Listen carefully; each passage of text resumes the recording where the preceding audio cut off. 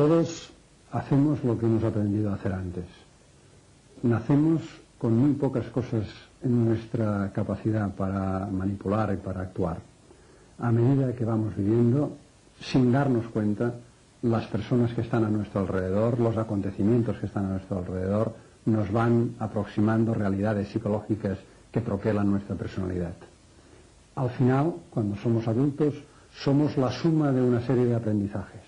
Los mecanismos son sutiles, prácticamente difíciles de detectar, pero sin embargo, al final del proceso, lo que nosotros somos capaces de hacer se produce a través de una serie de estímulos, de refuerzos, de acciones gratificantes y de acciones que nos castigan. Veamos cómo una serie de acontecimientos aparentemente insignificantes troquelan nuestra vida.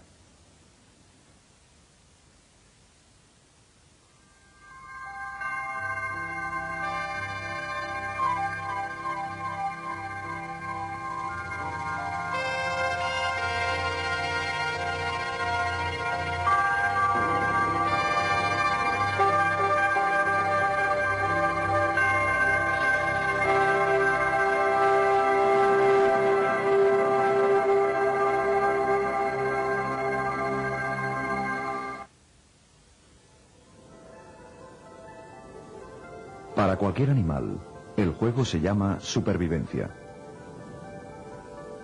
Las reglas son sencillas: encontrar comida y bebida.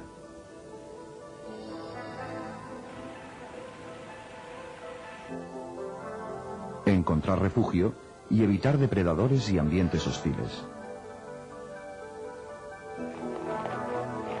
Aquellos que estén mejor dotados para sobrevivir y lideren su especie perdurarán a través de sus genes en la siguiente generación. Este es el verdadero significado de la supervivencia del más fuerte.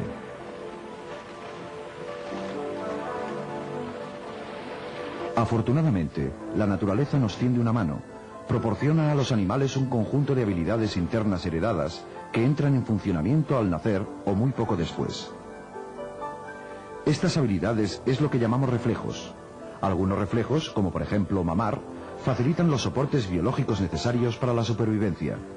Otros reflejos consisten en reacciones inherentes, simples y rápidas, frente a los estímulos que plantea una amenaza potencial.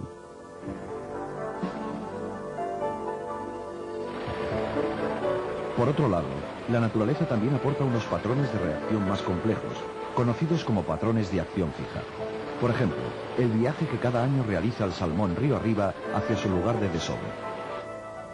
Son secuencias de acción disparadas automáticamente por unos determinados sucesos biológicos que hacen que todos los miembros de una especie actúen de la misma forma. Estos pájaros migrarán hacia el mismo destino en la misma época, año tras año.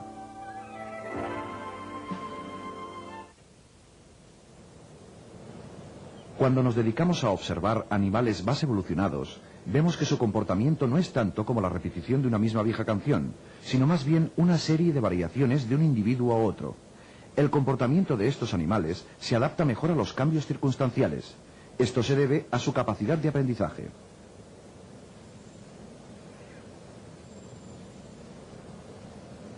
El aprendizaje es el procedimiento por el cual las especies se aprovechan de su propia experiencia. Es el mecanismo a través del cual experiencias anteriores guían futuras pautas de comportamiento. Esto es tan aplicable para el hombre como para las demás especies. Para los seres humanos, el aprendizaje abarca un amplio espectro de actividades, como dominar un idioma diferente, estudiar en la escuela, practicar un deporte, tocar la flauta.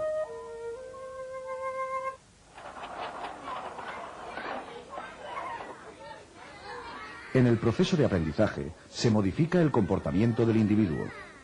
Él o ella adquieren nuevos hábitos y ponen en práctica nuevas ideas.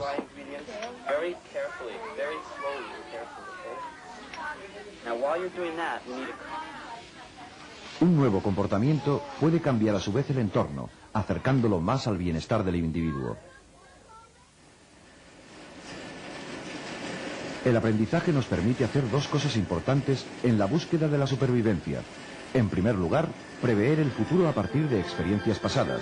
Y en segundo lugar, controlar un entorno complejo y en continuo cambio.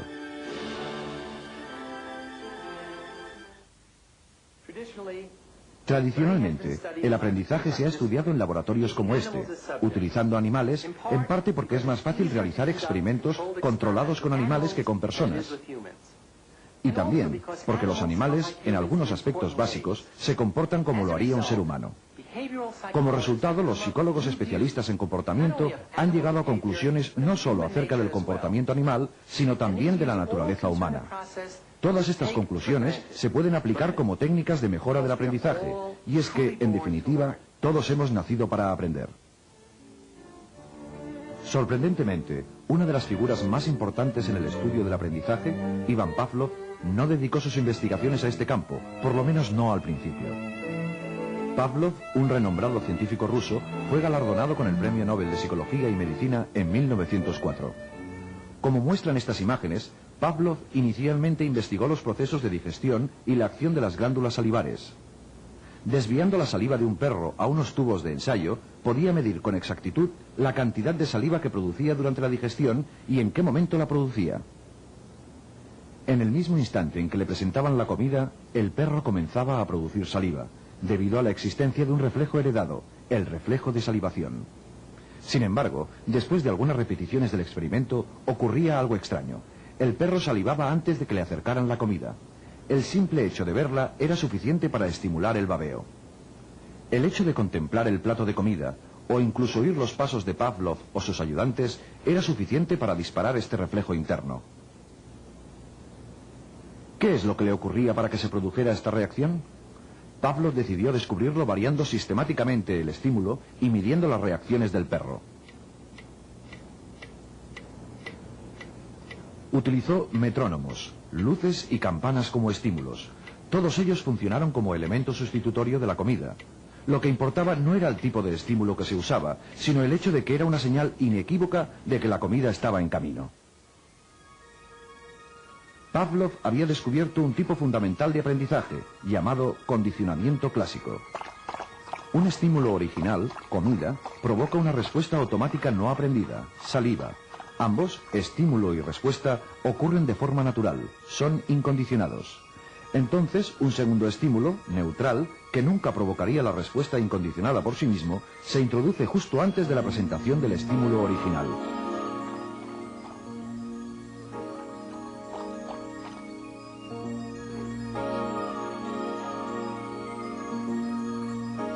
Si el estímulo neutral o de señal se presenta solo y se produce una respuesta como si el estímulo original estuviera todavía presente, decimos que ha tenido lugar un condicionamiento. El arbitrario estímulo neutral se convierte en un estímulo condicionado. Este proceso es reversible. Pavlov y otros estudiaron la extinción de estas respuestas condicionadas a lo largo del tiempo.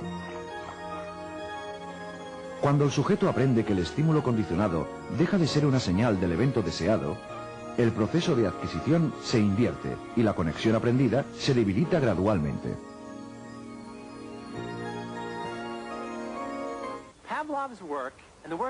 El trabajo de Pavlov y el de aquellos que lo continuaron nos lleva a una extraordinaria conclusión.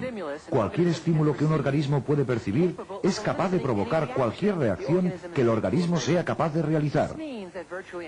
Esto significa que virtualmente cualquier sonido, visión u olor puede influir en la forma en que se tensen o relajen nuestros músculos, en los cambios de humor o incluso en cómo se forman nuestras actitudes.